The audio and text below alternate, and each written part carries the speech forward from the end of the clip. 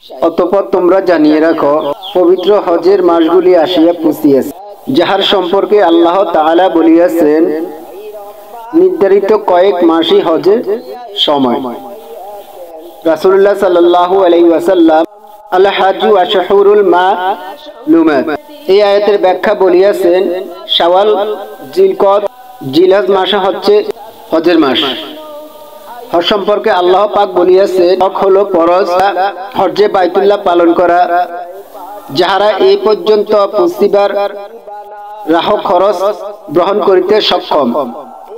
রাসূলুল্লাহ সাল্লাল্লাহু আলাইহি ওয়াসাল্লাম যে ব্যক্তির হজ পালনের বাহত্য কোনো বিশেষ প্রয়োজন কিংবা জালিম বাদশা অথবা প্রতিরোধক রোগ ব্যাধি প্রতিবন্ধক না হয়, আর সে ব্যক্তি হজ না করিয়া মৃত্যুবরণ করে, অতঃপর সে চাই ইহুদি হইয়া মরুক, না হয় নাসারা হইয়া মরুক, ইহা তাহার অভিরুচি। রাসূল সাল্লাল্লাহু আলাইহি সাল্লাম বলিয়াছেন, যে ব্যক্তি লিল্লাহ হজের গমন করিয়া কাউকে গালি না দেয়, কোনো গুনাহের কাজ না করে, সে হজ হতে এমন নিষ্পাপ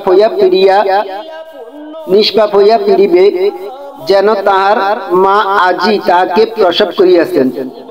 সুবহানাল্লাহ। রাসূলুল্লাহ সাল্লাল্লাহু আলাইহি সাল্লাম 4 বারই উমরা আদায় করিয়াছেন। তন্মধ্যে তিনি উমরা জিলকদ মাসে আর এক উমরা আদায় করিয়াছেন। জিলহজ মাসে তার বিদায় হজের সাথে রাসূলুল্লাহ সাল্লাল্লাহু আলাইহি সাল্লাম বলিয়াছেন, তোমরা হজ ও উমরার একটি পর একটি আদায় করিও, কেননা এই উভয়টি দারিদ্র ও গুনাহ দূর করে।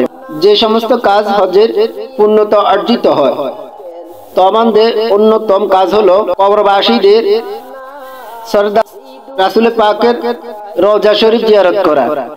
ইয়ার ফজিলত সম্পর্কে বহু হাদিস বর্ণনা আছে।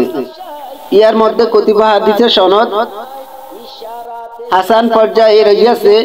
যেমন রাসূলুল্লাহ সাল্লাল্লাহু আলাইহি সাল্লাম বলেন, যে ব্যক্তি আমার মাজার জিয়ারত করিবে, তাহার জন্য শাফায়াত করা আমার উপর ওয়াজিব।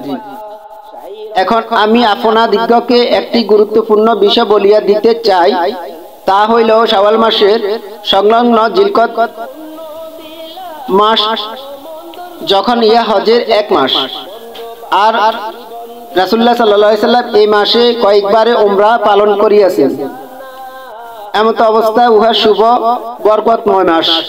ইহা সম্পর্কে কি সন্দেহ বা দ্বিমত থাকিতে পারে? ইহা হইতে অধিক জঘন্য মন্দ ধারণা কি হতে পারে? অতঃপর শরীয়ত সম্পর্কে অনভিজ্ঞ এমন কতিপয় লোক আছে, যারা এই মাসে উমরা পালন করা অশুভ বলিয়া আকীদা পোষণ করে। আল্লাহর কাছে পানাহ চাইতেছি যে অভিশপ্ত শয়তান হতে। আল্লাহ পাক হযরত ইব্রাহিম আলাইহিস সালামকে হুকুম দিলেন, লোকদের মধ্যে হজের ঘোষণা দিয়ে দাও, তাহারা দলে দলে তোমার নিকটে আসিবে, দূর দূরান্ত হতে পায়ে হাঁটিয়া এবং হালকা দ্রুতগামী ওষ্টে আরোহণ করিয়া। তিরমিজি শরীফ, আবু দাউদ শরীফ, বুখারী মুসলিম শরীফ, বুখারী শরীফ। আল্লাহ আমাদেরকে হজ পালন করা সেই তৌফিক দান করুক, আমিন।